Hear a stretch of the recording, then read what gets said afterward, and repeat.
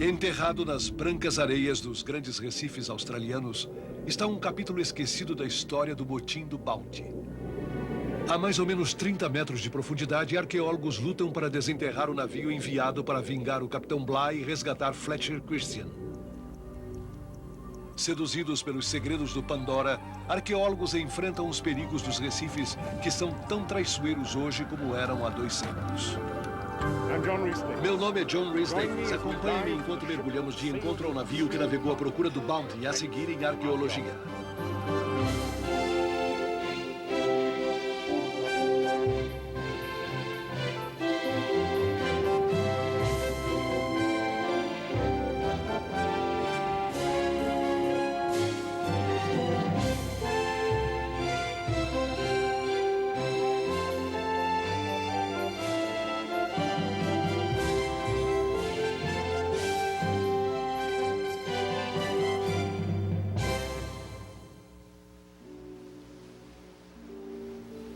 A procura do Bounty. –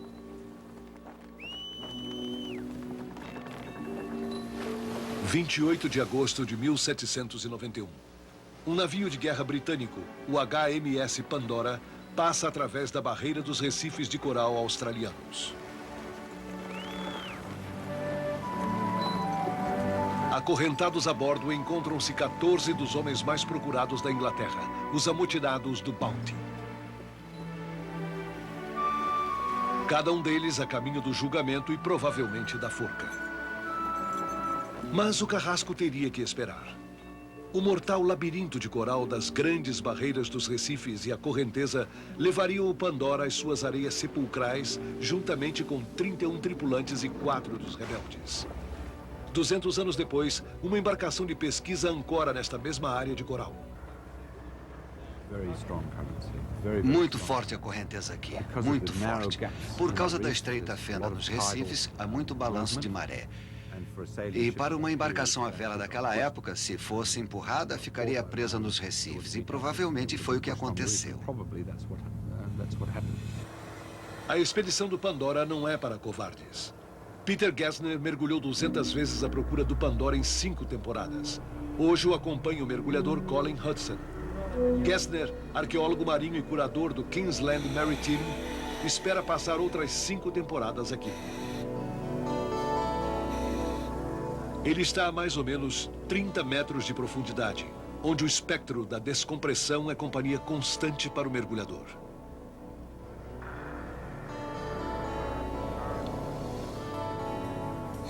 Os mergulhadores respiram ar comprimido. É uma mistura natural de oxigênio e nitrogênio.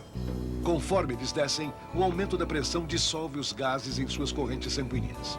Mais tarde, quando os mergulhadores retornam à tona, têm que deixar que se expandam os gases para que saiam de seus sistemas.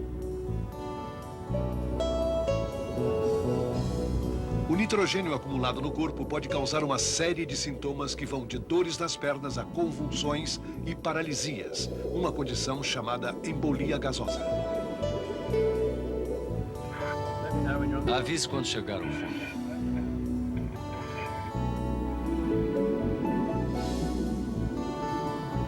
Desde o primeiro mergulho, ficou evidente que as condições dos recifes haviam sido muito generosas com o naufrágio. Os mais delicados dos artefatos parecem estar quase que perfeitamente preservados.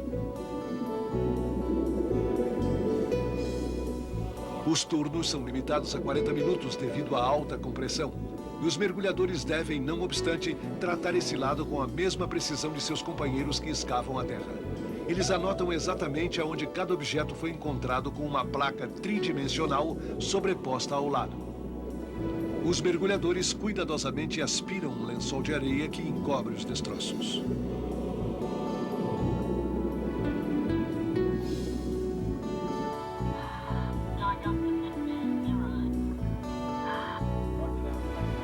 De retorno à superfície, os mergulhadores fazem uma parada na subida, o que eles chamam de sofá. Aqui eles devem descansar 27 minutos antes de chegar à superfície para permitir que o nitrogênio seja eliminado de seu sistema. O engradado contendo os preciosos artefatos chega à tona na frente deles.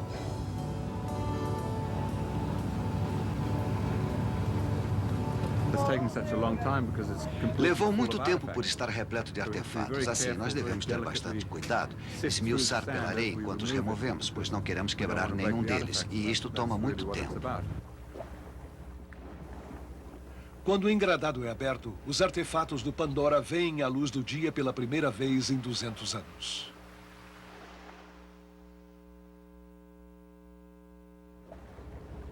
Enquanto a próxima equipe de mergulhadores se prepara para descer ao Pandora, os arqueólogos no laboratório do navio encontram-se já ocupados fotografando os artefatos. Centenas deles encontram-se imersos em banhos de água salgada. Após 2 séculos submersos, muitos se converteriam em pó se os deixassem secar. Alguns são ferramentas dos marinheiros. Este pedaço de coral provavelmente contém uma luneta. E estas peças frágeis devem fazer parte de um sextante. E este delicado tampão de vidro talvez uma lembrança de casa. Um número surpreendente de artefatos são polinésios, como esta isca artificial colecionada pelos marinheiros por curiosidade. Ou este pedaço de joia nativa. O Pandora afundou vestígios de 2 culturas quase no mesmo momento do primeiro contato. Creio que o Pandora deve ser um dos mais significativos navios naufragados conhecidos para os arqueólogos por ser uma cápsula do tempo quase inviolada. Se escavar estes escombros, você tem um segmento do século XVIII quase intacto. Lewis Martin, antigo chefe do staff estrangeiro da revista National Geographic, descobriu os destroços de Bounty em 1957, próximo da ilha Pitcairn, onde os rebeldes o haviam queimado e afundado.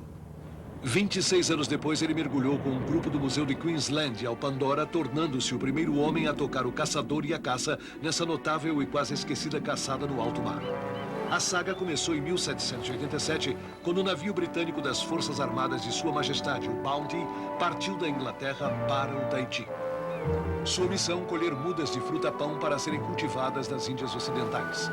Aí seria um alimento barato para os escravos que trabalhavam nos campos de cana-de-açúcar. Após 6 meses nessa ilha paradisíaca, o Bounty iniciou sua viagem para casa. Mas 24 dias depois de deixarem o Tahiti, os homens se amotinaram. O capitão William Bligh e mais 18 homens leais a ele foram lançados à deriva em um pequeno bote. Tomando o comando, Fletcher Christian e os amotinados navegaram de volta ao Tahiti. A história do Bounty é bem conhecida, tendo sido filmada 4 vezes em épocas diferentes. O cruel e incompetente Bligh é removido do comando que não merecia pelo respeitável e sofredor Fletcher Christian.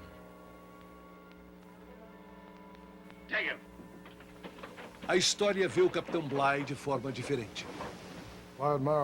Eu o admirava muito como um profissional competente, um tremendo navegador. Provavelmente, depois do capitão Cook, ele foi o maior navegador em seu tempo. E era um bom homem do mar. Posso lhe dizer que um bom capitão em seus dias tomava conta de sua tripulação. Eles eram um motor que fazia o navio ir em frente. Você não podia jogar fora a força do navio. Não obstante, eles tratavam muito bem, mesmo para o padrão daquela época. Hollywood e a história também discordam sobre Fletcher Christian. Um neurótico? Sim, eu creio que sim. Eu chamaria de neurótico nos dias de hoje, porque ele se remoeu com rancores de inveja e insultos reais ou imaginários. E estes corroeram dentro dele.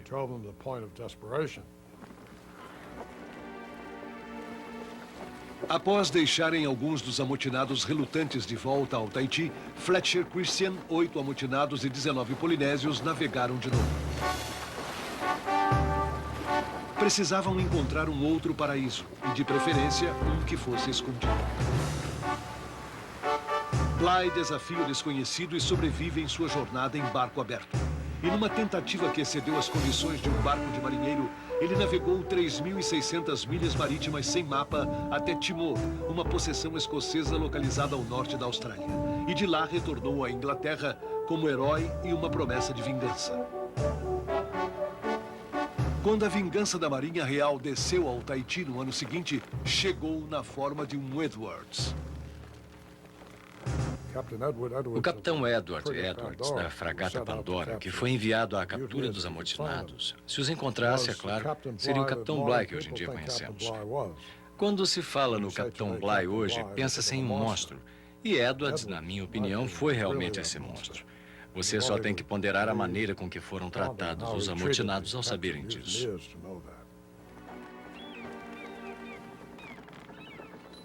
Quando o Pandora chegou ao Tahiti, alguns homens que relutantemente haviam se juntado ao motim nadaram até o navio e se renderam. Edwards imediatamente ordenou que fossem colocados a ferros e os arremessou em uma prisão provisória. A Caixa de Pandora, como era chamado pelos tripulantes, seria a moradia dos prisioneiros pelos próximos 5 meses. 14 homens em um quadrado de madeira de 10 por 4 metros mal tinham espaço para ficarem de pé. O Pandora passou 6 semanas no Tahiti antes de levantar âncora e sair em busca de Fletcher Christian. Por 3 infrutíferos meses, Edwards navegou entre as ilhas do Pacífico. Finalmente, com suprimentos reduzidos, Edwards desistiu e retornou à Inglaterra. Agora, somente as traiçoeiras barreiras e recifes de coral se encontravam entre ele e a casa. Em questão de segundos, o que começa como uma rotina de mergulho para Peter Gessner e Bill Smith transforma-se em pesadelo. Uma súbita correnteza está levando os mergulhadores para a tona antes que tivessem tempo de fazer a descompressão. Tom? O mestre dos mergulhadores, Colin Hudson, chama o médico do navio Tom Fallowfield. A equipe sabe o que fazer. É um procedimento que praticaram, mas esperavam nunca usá-lo.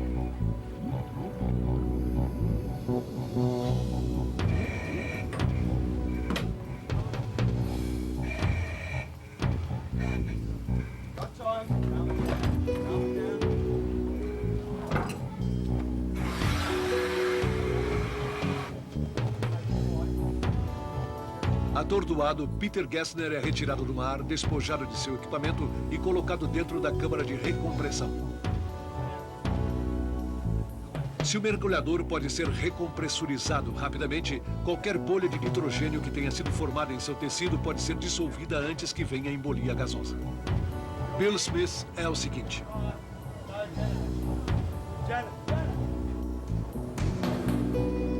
Janet Campbell, curadora do Museu Marítimo, também é enfermeira de mergulho.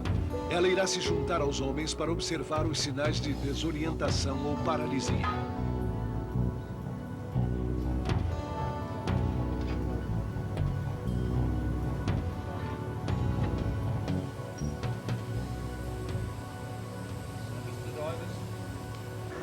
Colin Hudson terá 2 horas angustiantes pela frente para ter certeza se seus mergulhadores estão bem. Um dos problemas do local é que a correnteza se precipita muito rápido para nenhum lugar.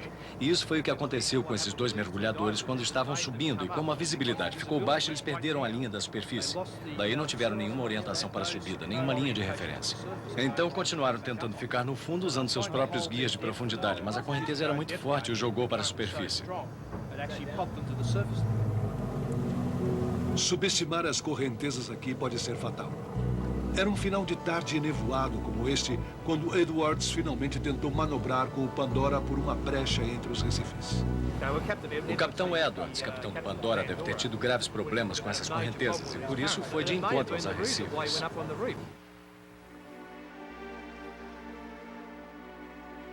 Impelido de encontro aos recifes e com um temporal se aproximando, o Pandora começou a encher-se d'água.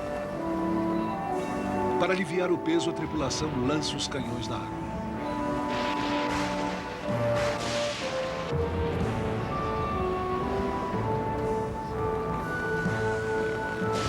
Por toda a noite lutaram para resgatá-lo em vão.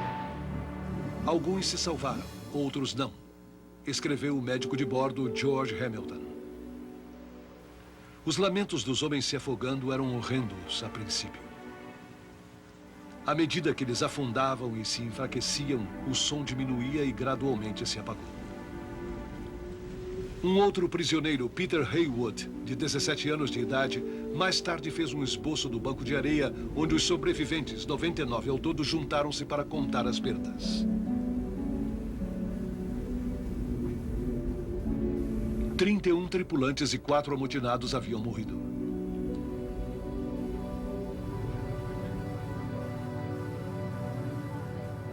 No barco Pacific Conquest, Peter Gessner e Bill Smith se recuperaram. Após 135 minutos na câmara de recompressão, eles emergem trêmulos, mas aparentemente saudáveis e com sede.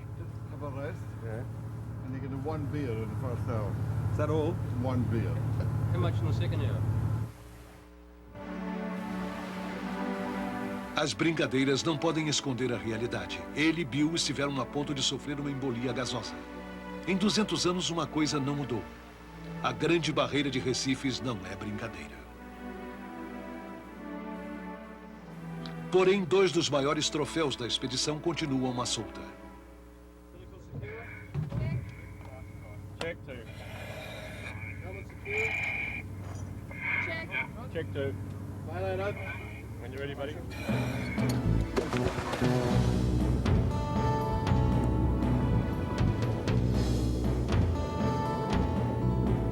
Os mergulhadores substituem os delicados instrumentos de medição da arqueologia por cordas, guinchos e força bruta.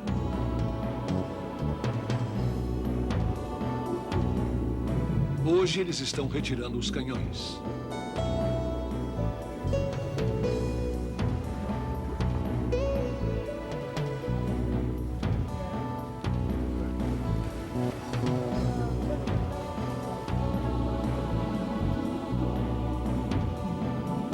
Para olhos não treinados, parece um amontoado de coral. Fora d'água! Mas, para o olhar arguto dos arqueólogos, é quase certo tratar-se de um canhão. Um dos 24 que o Pandora intencionava um dia usar contra o Bounty. Somente mais 10.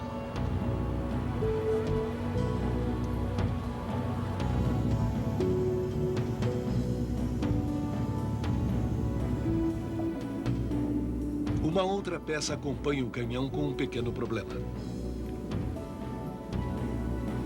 Gessner não pode discernir o que exatamente pode ser antes de ter retirado toda a crosta de coral no museu. Mas ele tem uma vaga ideia. Um canhão giratório, uma peça de artilharia leve que eles usavam para um alvo de curta distância em combate. Após 5 semanas, a 5ª temporada de mergulho ao Pandora do Museu de Queensland estava terminada. Retornando ao museu, Gessner e a conservadora Christine Yana desembarcaram seus tesouros. O suposto canhão giratório será radiografado. Depois, os conservadores usaram martelo e cinzel para retirar a camada de coral. No laboratório, o conservador Friar Bruce usa um procedimento mais delicado com um dos objetos polinésios encontrados nesta temporada. Um tipo de pilão usado pelos tahitianos para amassar raízes. As condições dos artefatos retirados do Pandora nunca cessam de maravilhar e deliciar os curadores. Delicadas garrafas, algumas de conteúdo intacto, não deixam transparecer os seus 200 anos no fundo do oceano. O cirurgião Hamilton poderia usar esta braçadeira se precisasse amputar um membro do corpo. Uma seringa usada para injetar mercúrio na uretra, para tratar, conforme o cirurgião Hamilton nos referiu, de vários sinais de infecções adquiridas quando se relacionavam com as mulheres nativas. O mais surpreendente é o relógio do Dr. Hamilton, completo com o ponteiro de segundos. O nome do fabricante inglês, J&J Jackson, é totalmente discernível. Algum dia, os próprios arqueólogos gostariam eles mesmos de retirar o casco do Pandora, uma tarefa multimilionária que não passa hoje de uma tênue esperança. Eles têm pela frente muitas temporadas e milhares de artefatos antes que seja determinado o destino do Pandora. O destino de seu capitão, da tripulação e dos prisioneiros já foi decidido há muito tempo. Seguindo a distância o poderoso Bligh, o capitão Edwards e os outros sobreviventes do Pandora deixaram o cais e chegaram a Timor. Dos 10 amotinados que o capitão Edwards levou de volta à Inglaterra, 4 foram absolvidos e 6 foram condenados à morte. 2 dos condenados receberam o perdão do rei, incluindo James Morrison e o jovem Peter Haywood. Um foi solto. Os últimos 3 desafortunados foram enforcados. Edwards foi exonerado pela perda do Pandora, nunca mais retornando ao comando no mar. O Capitão Bligh, em princípio aclamado como herói, descobriu que a opinião pública voltou-se contra ele. Durante sua carreira, conheceria outras rebeliões. Sua carreira de navegador brilhante seria manchada pelos relatos de sua brutalidade. E o que aconteceu com Fletcher Christian e seus amotinados na ilha Pitcairn? Hollywood sempre esquece o seu destino terrível em meio ao romance do seu motim.